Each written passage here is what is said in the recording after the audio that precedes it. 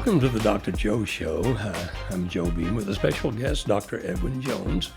Edwin and I were roommates in undergrad way back in the day, late 1800s, as I recall. 1840, I think. Something like that. It was pre-Civil War, I remember that. Edwin has been a teacher of ministers and missionaries for many 30 years. I did that at the school, East Tennessee School of Preaching from 1986 and 30 years after. Wow. And now you minister for a church up in Northeast Tennessee. Right south of Knoxville. Right side of Knoxville. Mm-hmm. Okay, so Greenback. Almost to the mountains then. Right around Maryville and Knoxville, right around Lenore City. Yeah, I know some people over there. That's a pretty good area. And so he's been with me the last couple of sessions here talking about hermeneutics, which is how to interpret Scripture. We've talked about things like context, which is extremely important, and other such similar things. But I wanted to come back, he's in our third program with us, and talk about more about context. Mm-hmm. Now, Edwin, what I want to do is talk about these two Old Testament characters, David and Jonathan. David, of course, was a shepherd boy. He was. We know a lot about his story in the sense that he was still young and taking care of the sheep when his brothers had gone to war with King Saul. And they were fighting the Philistines, and Goliath shut that battle down by making a threat. And the little guy David comes along and shows, he's probably not little, shows his brothers up because he's trusting in the Lord. And so he goes down there and takes those 5 stones and wipes out Goliath. Saul had tried to get him to wear his armor. He did. But I think there was a pretty significant difference in the physique, the size of Saul. See, I'm not sure about that. Well, they said Saul was a head and shoulders taller. He did say it was head and shoulders tall. But David's reason was that he hadn't tried it. In other words, I haven't validated this. I don't know if it'll work. No, that'll be an interesting topic to talk about someday. But let me move on to David's brother. They wanted, Samuel thought he was going to be the one because he's a big, rugged guy too. And so you think maybe it would have fit? Well, I don't know. I just don't put both feet down on that. There were reasons he didn't want to use it. There were reasons he didn't want to use it. But see, if you say that it wasn't size, you have ruined one of my best revival sermons. I pretend I never said that. Did you hear me saying that? No, I don't know what you're talking about. Okay. Finally, Saul's son, Jonathan, and David become very good friends. Very good friends. Yet King Saul hates David. Hates him, wants to kill him. And so therefore, this friendship was taboo. Daddy wasn't happy with this. Jonathan had to sort of stealth around. And he did that. He did sneak around so he could be with David. They had various codes they would use, like arrows and things like that. And so we know they became very good friends. Now, the reason I want to bring up that story and just give a brief memory for you guys what the story was about is the fact that finally Jonathan and his dad die in battle. Yes. David is lamenting. He's even for Saul, he's distressed. You know, he cared about Saul. He did. He had occasion when he could have killed Saul, and he would not take it. No, he would not do it. His respect for God, and I think his regard for Saul. He's a very enigmatic figure. But I would dare say that we both have had strong feelings, affection for people that couldn't stand us and we couldn't stand them. If something were to happen to them, we'd be sad. Or we'd be there for them if we had the opportunity. If we had an opportunity, we'd do whatever needed to be done. And then we'd be gone again because it's like, I don't like you. That's how that works. But I do have deep affection for you. There's a friend of mine that lives here in this area of Nashville, Tennessee. We are very, very close friends, but occasionally we just really tick each other off. And sometimes we'll go months without speaking to each other because of the fact that I'm aggravated with him or he's aggravated with me. And even during those months, I know that wherever in the world he was, if I needed him, I'd call. He'd be there. All right, so David and Jonathan are a step beyond that. Yes. They love each other. They do. Now, the reason I'm bringing this up... Well, our culture has a problem with that talk. Go ahead, say that. Don't you think? If I know men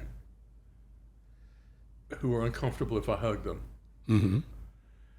And I know men who, like on Facebook, if I put a heart, that might not be their favorite thing. Why do you think it threatens them? I think we have a warped view of masculinity. In what sense? That we think affection is either homosexual or heterosexual. And if it's two guys, it's you know what. Mm-hmm. In fact, I would dare say that I think there are guys who would like to be able to express themselves more in an above-board manner to other guys that they really have a strong affection for, but it just makes them feel uncomfortable. I'm convinced that's right.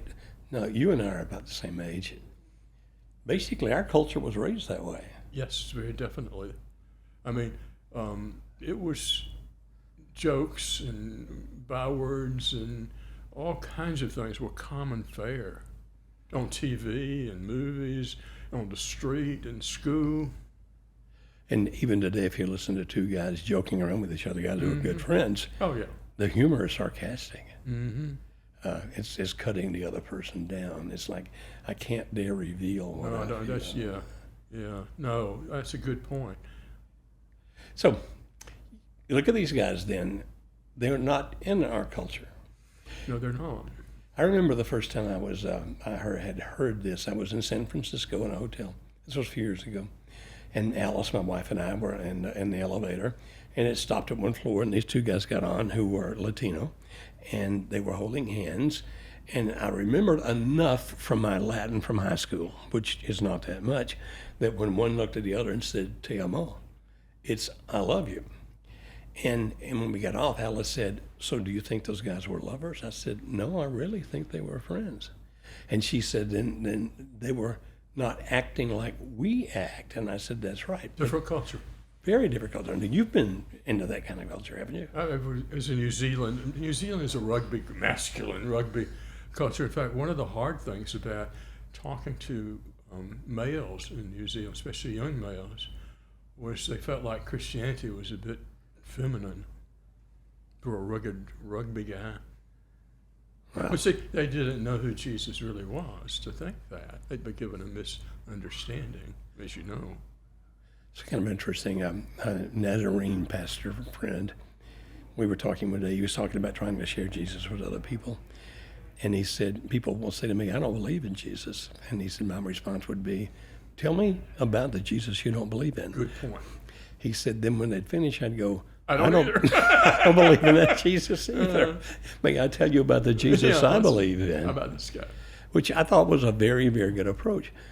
Most people, I think, that I see on TV or whatever, who are being really negative about Jesus, I am convinced they don't know who they're talking about. No, they have an image in their mind that's not. And guess whose fault that is? Christians. Those of us who represent Jesus. Exactly. And so they'll either see us as closed-minded and closed off and all that kind of thing, or as people who don't think. Yeah, we're dumb as well as being rude. Yeah, all that kind of stuff. Well, that culture was not like that. No. And so Jonathan and David were very close friends. Now, the interesting thing is when Jonathan and Jonathan and Saul are finally killed in battle, David basically writes this dirge, this lament. Why don't you read this passage that has become quite controversial in our day and time? Let's toss this out and talk about it. As he's going through, and again, he's writing what technically would be a dirge, lamenting their death, and he gets, verse 25 says, "How the mighty have fallen in the midst of battle. Jonathan is slain on your high places. I am distressed for you, my brother Jonathan. You have been very pleasant to me. Your love to me was more wonderful than the love of a woman." Okay, so let's look into that. Now, this is not a program about same-gender relationships per se. Right. So don't think we're going to start getting into all the Sort of controversy. in the hermeneutic thinking. Right. But what I want to talk about is that there are people now who read that, That's one of the verses that gets tossed out a lot. and they'll say, "See, these guys had a homosexual relationship." Now, without discussing homosexuality directly in this program, does that passage say that? No, it does not. How do you know?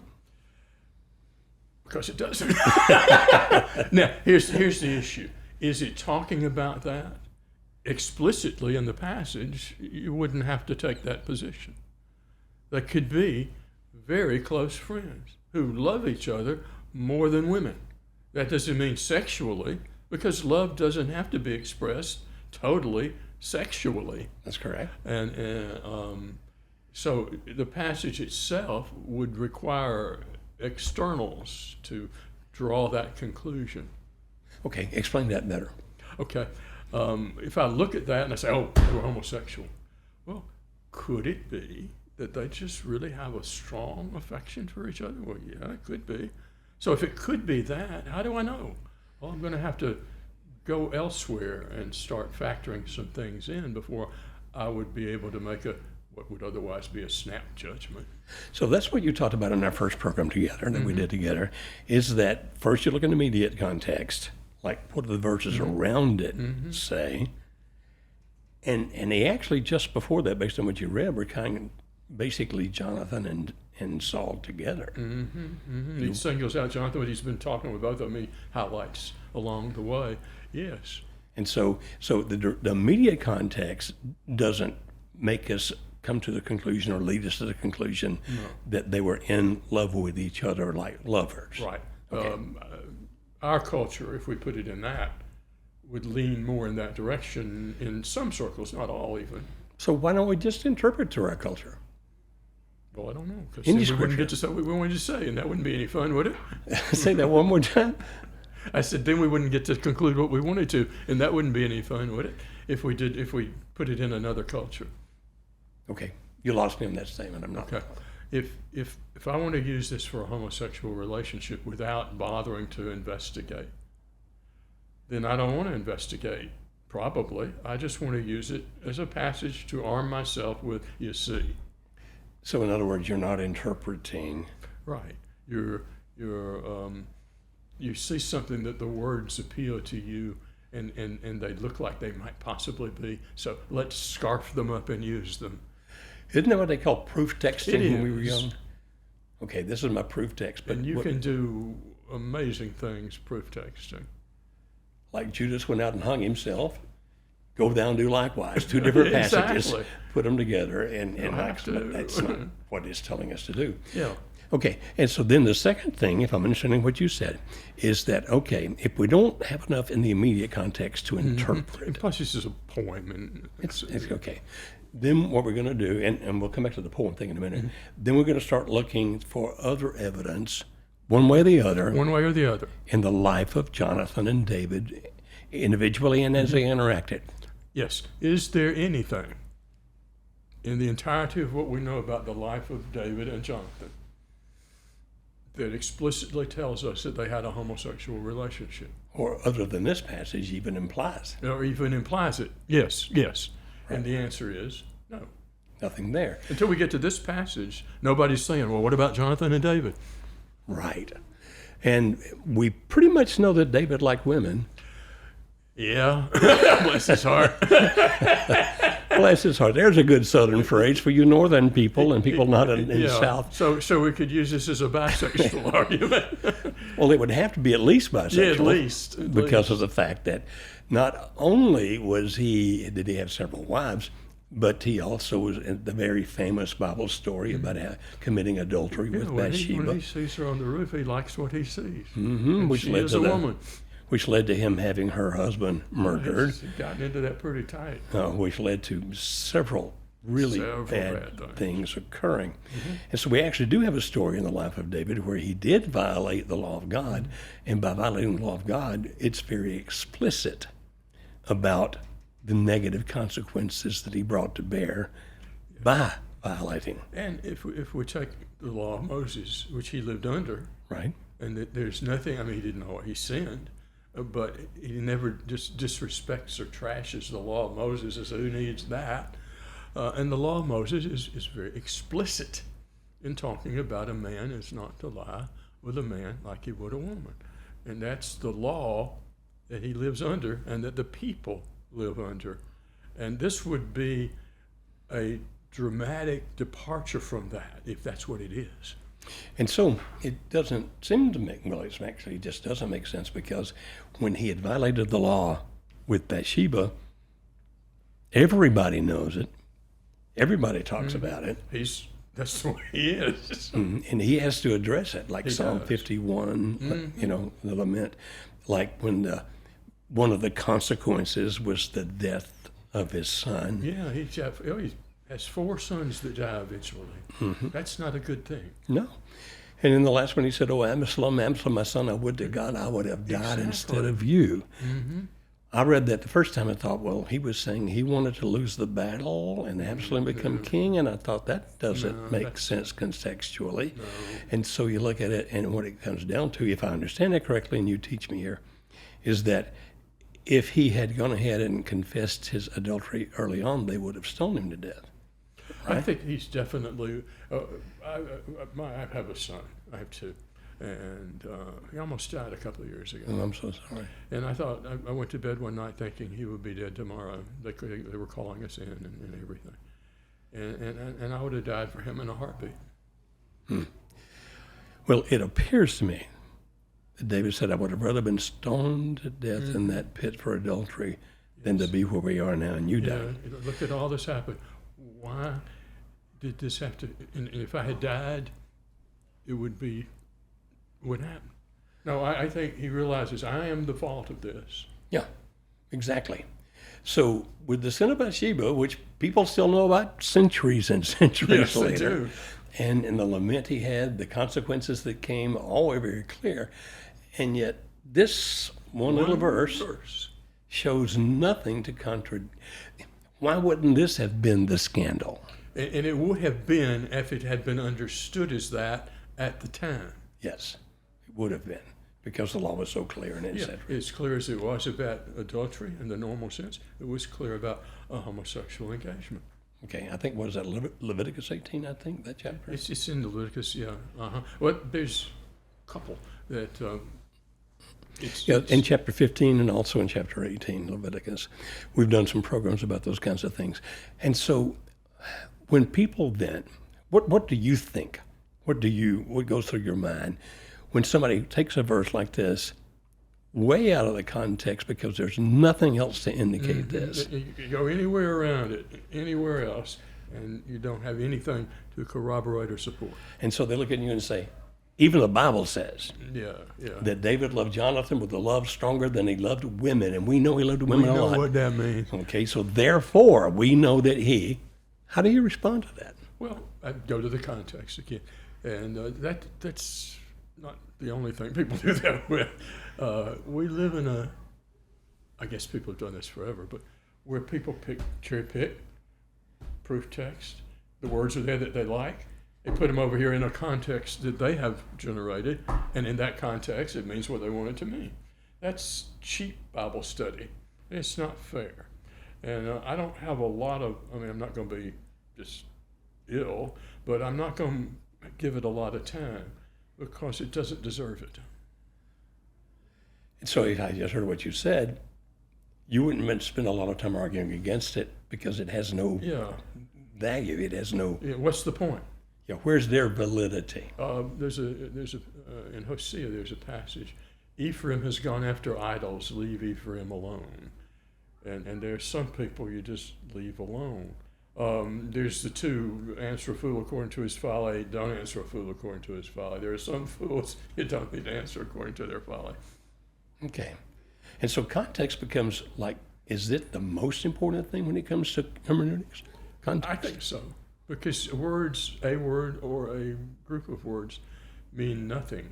Nothing. They can't mean anything. They can mean different things, but they can't mean anything in particular apart from a context. So how do you react when somebody comes along and says, well, I realize that the context in the scripture seems to be, but we know by having studied history that the genuine context that was really going on was something quite different.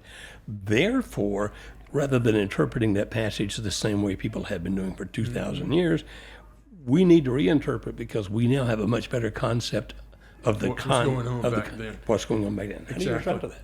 Okay. I had a actually lengthy conversation with an Episcopalian gentleman at a public forum. It wasn't even about that, but he blurted some things out about what you've just said. Mm-hmm. And so I said, prove it. Show me. Like when people say, well, there's all these contradictions in the Bible, the first thing I want them to do is put them in front of me and let me see them. So if somebody says, well, back then, thus and so would have been taken to mean whatever. Show me. How do you know that? Where is that context? Where are you getting it from? Where's your history? What's up with that? Stand and deliver. And I would assume that most of the time We're done. because either they heard it somewhere. That's it.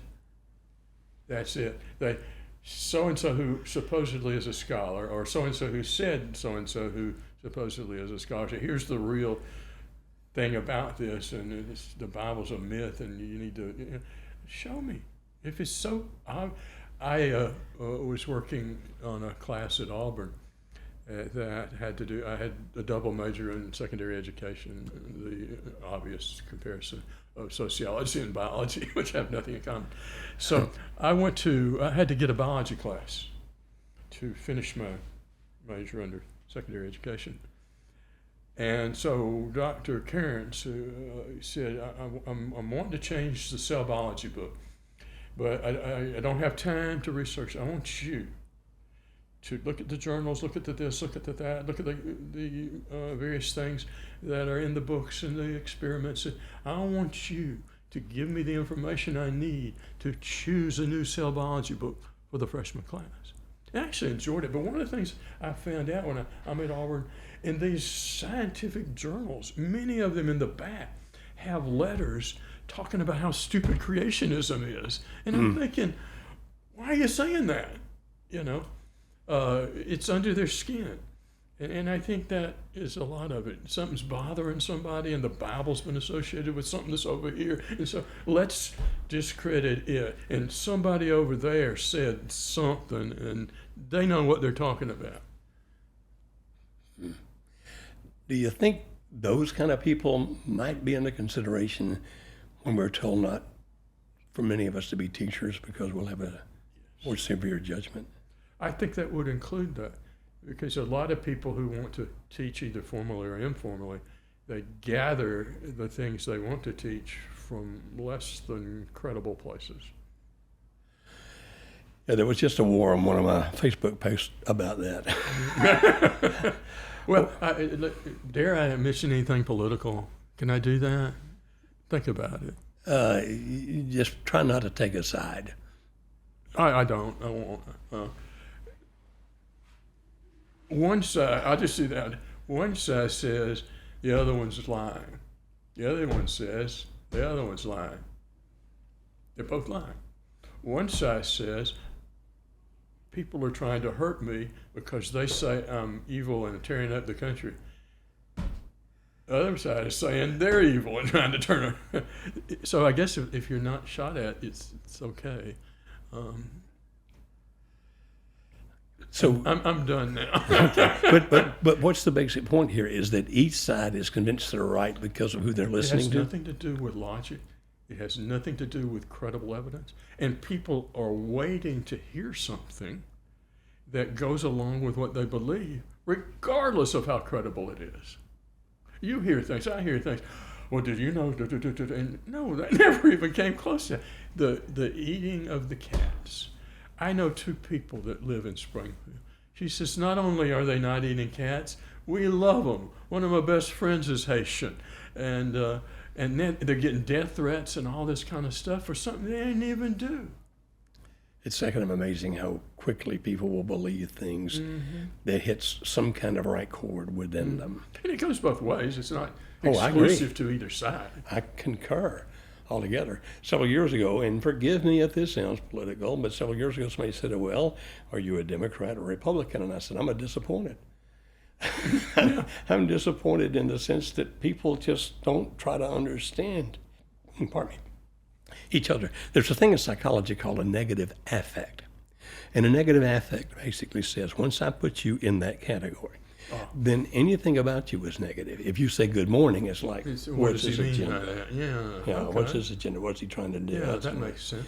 And so there's a positive affect, and the positive affect basically says you're perfect. They can say something naughty, and they mean it. Oh, I didn't. Well, I'll give an example in one of our marriage workshops where, like, if this, let's say this guy has a very positive affect toward this woman that he wants to marry, so therefore he can't see any defect or flaw, and finally they make him see her flaws, and he says, "Well, I know she killed her first 3 husbands, but she's changed. She's not that way anymore." And she may have, of course, but you understand that negative affect is I don't believe anything. You're conditioned to see things in your context of conditioning. Which is kind of what this verse is about. Yes. If Now, you want to see it that way, that's what it is. you've got a verse there that'll say it for you.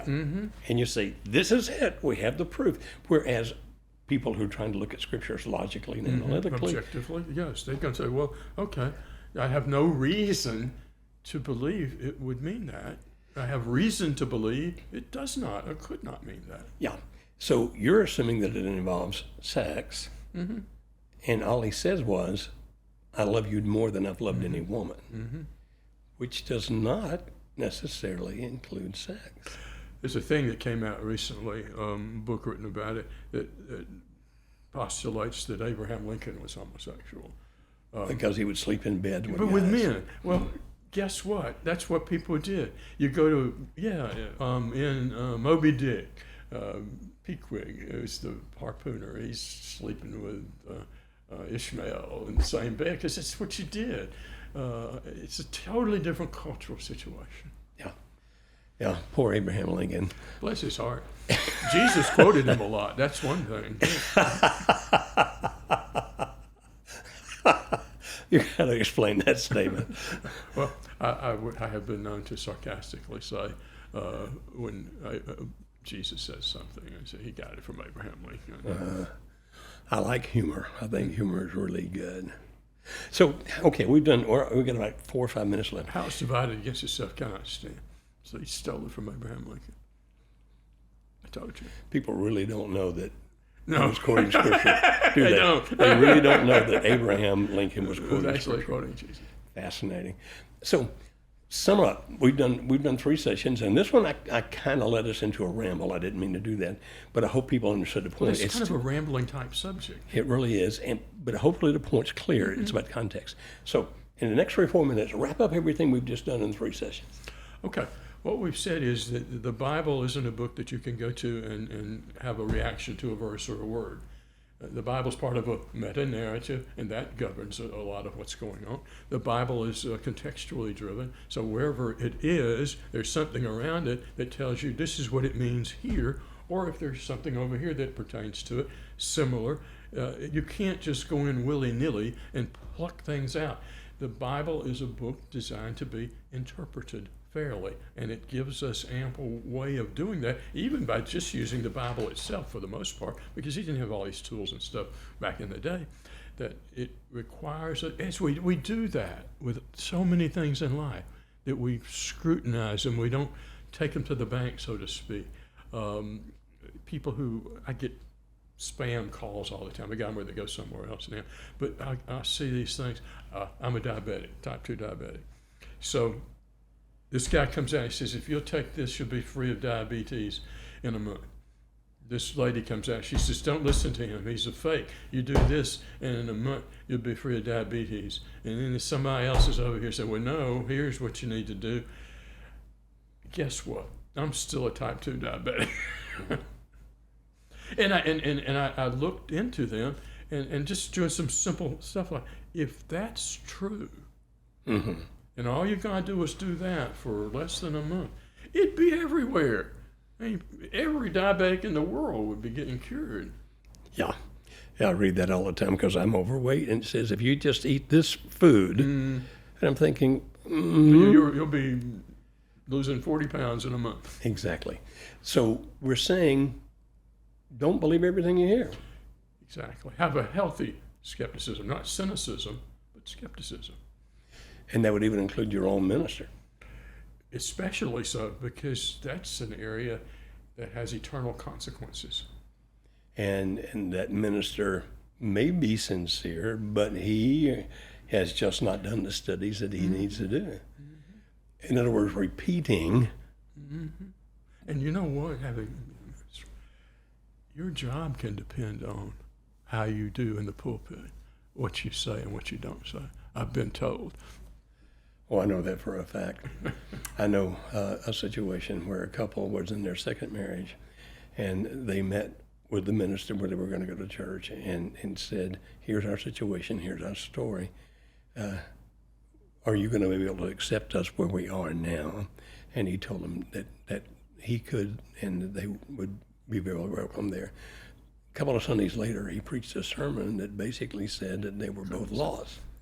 So they caught him in the foyer and they said, you told us one thing in your office and you just said a different thing from the pulpit. He said, in the office, I told you what I believe. In the pulpit, I preach what this church believes, because that's how I keep my job. And that's, it's not maybe rampant, but it's not uncommon. No. But it's very Preachers sad. are human beings. And we get swayed. When you're because we usually don't have a great retirement or anything like that, so we lose a job, and wow, that could be really devastating. So I can understand. I'm not unsympathetic, but nevertheless, But it's still wrong. it is still wrong. So check it out.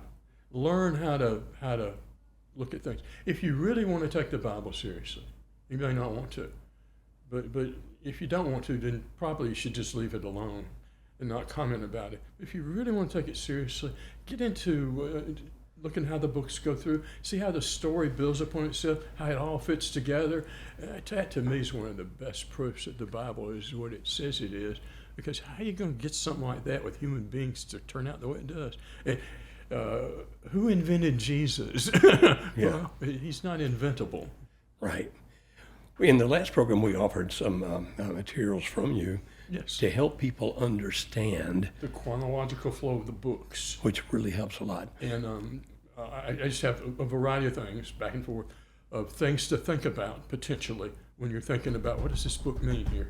Good. We're going to offer it again. We'll have a little plug at the end of the program telling you how to get that. We'll be glad to send it to you by Dr. Edwin Jones, and you will be able to use that.